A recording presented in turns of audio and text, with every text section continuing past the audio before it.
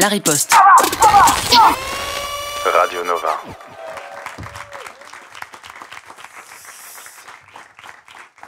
Salut, salut! Salut, salut, c'est Laura Felpin avec une moustache.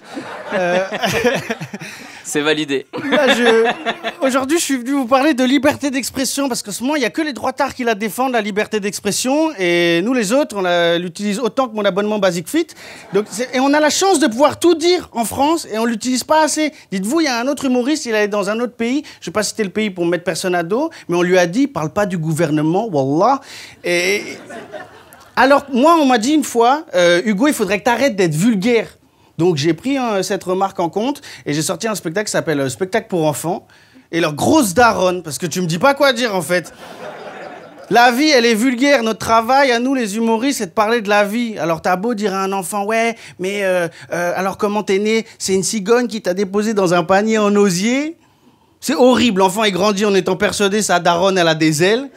Mais il est pas con. Un jour, il rentre de l'école, il a papa, Kevin m'a expliqué comment on fait les enfants, et du coup, comment la cigogne, elle te suce la bite. Les artistes, on s'auto-censure beaucoup trop, tu sais, parce que maintenant, on essaye de plaire à tout le monde. On dit de moins en moins ce qu'on pense, et de plus en plus ce que les gens veulent entendre. Après, il y a d'autres artistes qui vont me dire, mais tu sais, Hugo, l'objectif d'un humoriste, c'est juste de faire rire. Oh, mais ça, c'est le step numéro 1, hein. Bon, après, vous allez me dire ça, mais Sophia Aram, pas marrante, hein. Ah ouais, hein. Ah, elle est pas au step 1, hein. Elle est pas au step 1, hein. Tu sais, il y a marqué sur son Wikipédia à Sophia Aram, chroniqueuse humoriste qui s'est délestée de la pression de faire rire.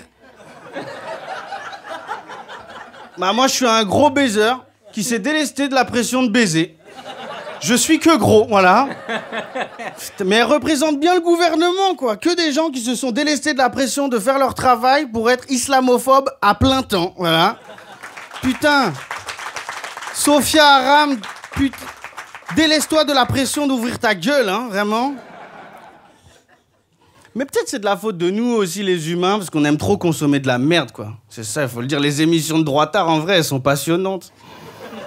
C'est parce qu'ils ont compris la phrase de Mark Twain de ne jamais laisser la vérité gâcher une belle histoire. Brigitte Macron, elle a pas de bite, hein. Mais j'ai envie d'y croire. C'est jusqu'un jour, notre président, il a dit « Oh, Brigitte, les gouttes sur la cuvette. Ah, pardon de vous avoir tutoyé, madame. Ça, c'est une histoire qui me passionne, tu vois.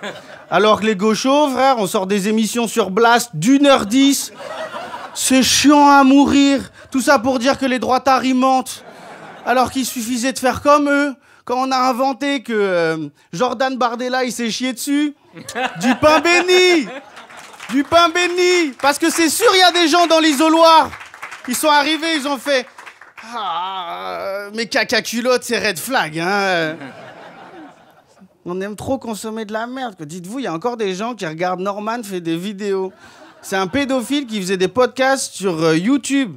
En 2025, il y a des gens qui regardent encore des podcasts. Après, il y en a qui vont me dire « Ouais, mais tu sais, il faut séparer l'homme de l'artiste. » Mais Norman, il faut séparer l'homme du monteur vidéo. Ok, c'est un criminel, mais ses miniatures sont vachement chouettes.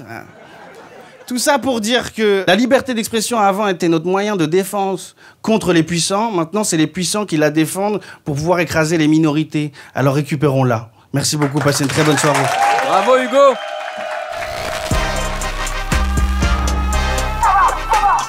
Radio Nova.